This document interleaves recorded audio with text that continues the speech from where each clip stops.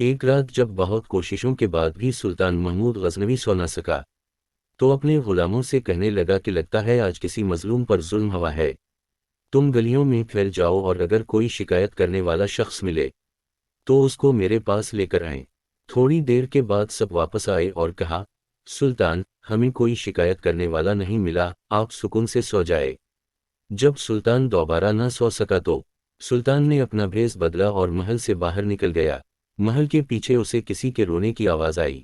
اے اللہ! سلطان محمود اپنے دوستوں کے ساتھ محل میں عیش و عشرت کی زندگی گزار رہے ہیں اور میرے ساتھ محل کے پیچھے ایسا سلوک کیا جا رہا ہے۔ سلطان نے کہا، تم کیا کہہ رہے ہو؟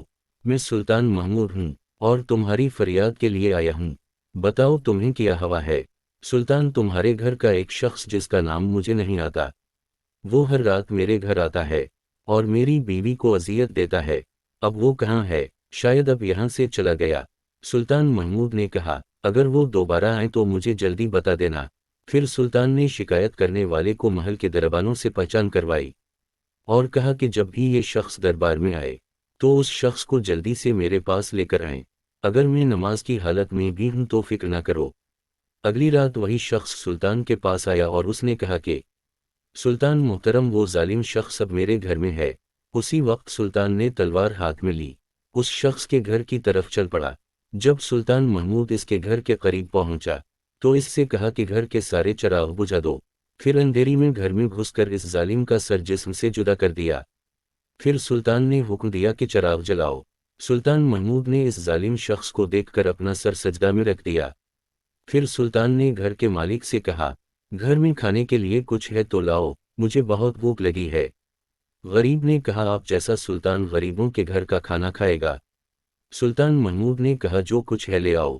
وہ غریب شخص خشک روٹی لے کر آیا جسے سلطان نے بڑے شوق سے کھایا۔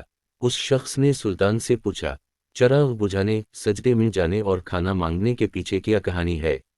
سلطان نے جواب دیا، جب میں نے آپ کا واقعہ سنا تو میں نے سوچا کہ میری مملکت میں ایسا ظلم کرنے کی ہمت صرف میرا بیٹا ہی کر سکتا ہے۔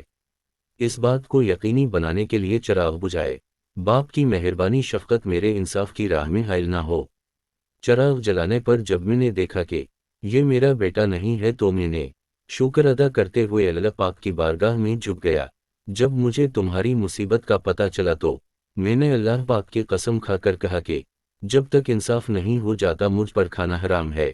اس وقت سے لے کر آج تک میں نے کچھ کھایا پیا نہیں۔ دوستوں، آج کے حکمرانوں، بڑے آدمیوں اور بااثر لوگوں کے بارے میں کیا کہا جا سکتا ہے؟ بہرحال آپ کو یہ ویڈیو پسند آئے تو دوستوں کے ساتھ شیئر کریں۔ شکریہ۔